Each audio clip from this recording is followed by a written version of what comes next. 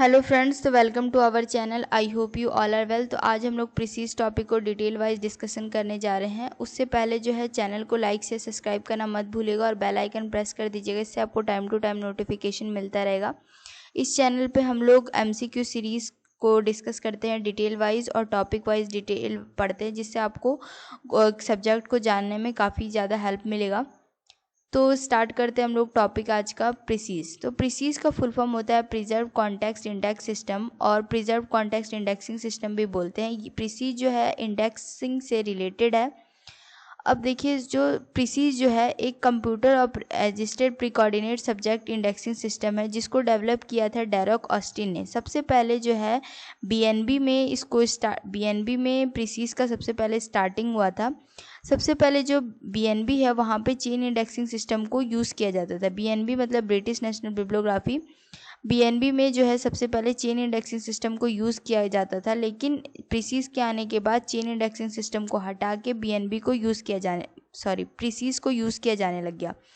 तो ये एक टाइप का प्रीसीज को अगर हमको एक शॉर्ट टर्म में कहना हो तो हम ये भी कह सकते हैं कि ये चेन इंडेक्सिंग का डेवलप किया हुआ वर्जन है, लेकिन प्रीसीज पूरा ही चेन इंडेक्सिंग से अलग है। मतलब चेन इंडेक्सिंग को हटा दिया गया और अब क्या किया गया, प्रीसीज को ले आ गया बीएनबी में। प्रीसीज को उसके बाद प्रीसीज को भी रिप्लेस कर दिया गया कंपास से, कब 1990 में। और उसके बाद कंपास को भी रिप्लेस कर दिया गया किसके द्वारा, तो library of Congress subject heading LCSH के द्वारा। कब, तो 1996 में। अब कंपास का फुल फॉर्म पूछा जाए तो कंप्यूटर एडेड सब्जेक्ट सिस्टम। अब देखिए प्रीसीज के कॉन्सेप्ट को देखें तो इसमें 3 कॉन्सेप्ट आता है। सबसे पहले टर्म, स्ट्रिंग और रोल ऑपरेटर। टर्म क्या होता है? टर्म एक वर्बल रिप्रेजेंटेशन होता है किसी भी कॉन्सेप्ट का, जिसमें एक से ज़्यादा वर्ड्स इंक्लूड होते हैं। स्ट्रिंग क्या होता है? तो एक कंपोनेंट, एक जो सीक्वेंस होता है टर्म्स के, उसको हम लोग क्या बोलते हैं, स्ट्रिंग, जिसमें एक्सक्लूड करते हैं आर्टिकल्स को, कनेक्शंस को, प्रीपोजिशंस को। इनको एक्सक्लूड करने के बाद जो भी बचा वो आपका स्ट्रिंग कहलाता है। जो कि स्ट्रिंग से पहले आपका एक रोल ऑपरेटर आता है, और स्ट्रिंग जो होता है आपके किसी भी डॉक्यूमेंट के सब्जेक्ट को रिप्रेजेंट करता है। अब रोल ऑपरेटर क्या होता है? रोल ऑपरेटर एक टाइप का कोड सिंबल होता है, जो कि आपको कंपोनेंट का जो टर्म है, उसका जो भी कंपोनेंट टर्म है उसके फंक्शंस को बताता है, और स्ट्रिंग में उसका क्या पोजीशंस होगा उसको बताता है। रोल ऑपरेटर क्या करता है, एक इंडेक्सर जो होता है, जो इंडेक्सिंग कर रहा है, उसको एक टाइप का गाइडेंस प्रोवाइड करता है। अब देखिए ऑपरेटर्स भी होते हैं जो 2 टाइप्स के होते हैं, एक तो प्राइमरी ऑपरेटर और सेकेंडरी ऑपरेटर। ये प्राइमरी ऑपरेटर और सेकेंडरी ऑपरेटर आपको याद करना पड़ेगा। इस एग्जाम्स में यूजीसी में क्वेश्चन आ रखा है। वीडियो के एंड में मैं आपको बताऊंगी कि इस टॉपिक से किस टाइप्स के क्वेश्चंस पूछे जाते हैं। तो सबसे पहले जो होता है जीरो। जीरो जो होता है लोकेशन बताता है। 1 जो होता है की system, object of transitive action या एजेंट ऑफ इंट्रांजिस्टिव एक्शन बताता है। सेकेंड जो होता है action, effect of action. Third performer of transitive action, intake factor. 4 जो है व्यू पॉइंट। 5 जो है सेलेक्टेड इंस्टेंस। 6 जो है फॉर्म ऑफ डॉक्यूमेंट। तो फर्स्ट जो है जीरो जो है वो होता है इन्वायरमेंट ऑफ कोर कॉन्सेप्ट।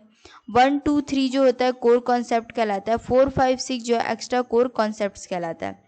अब सेकेंडरी ऑपरेटर को जो है 3 पार्ट्स में डिवाइड किया गया। Coordinate concept, dependent elements, special class of action. तो कोऑर्डिनेट कॉन्सेप्ट्स में F और G आता है, डिपेंडेंट एलिमेंट्स में PQR, special class of action में STU।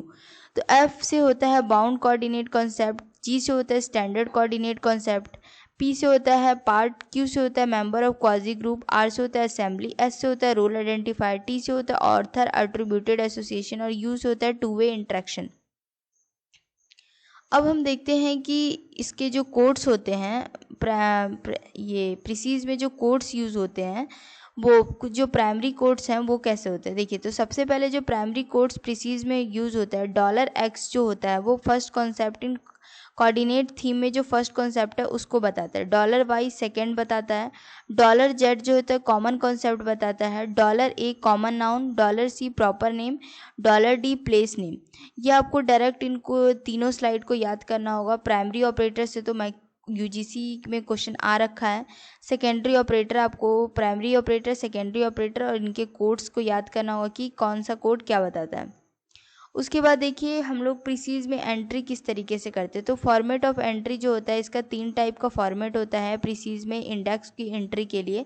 एक तो स्टैंडर्ड फॉर्मेट होता है, एक प्रीडिकेट ट्रांसफॉर्मेशन फॉर्मेट होता है, एक इन्वर्टेड फॉर्मेट होता है। हमको तीनों को डिटेल वाइज डिस्कशन नहीं करना है। फर्स्ट जो स्टैंडर्ड फॉर्मेट है उससे एग्जाम्स में क्वेश्चन आते हैं तो हम लोग उसको पढ़ेंगे। तो स्टैंडर्ड फॉर्मेट जो होता है 3 पार्ट में डिवाइडेड होता है। सबसे पहले आपका आता है लीड, उसके बाद आता है क्वालिफायर और उसके बाद आता है डिस्प्ले। तो हम लोग सबसे पहले लीड को पढ़ेंगे। लीड जो होता है आपको यूज़र अप्रोच टर्म, लीड जो होता है आपको पोजीशन बताता है।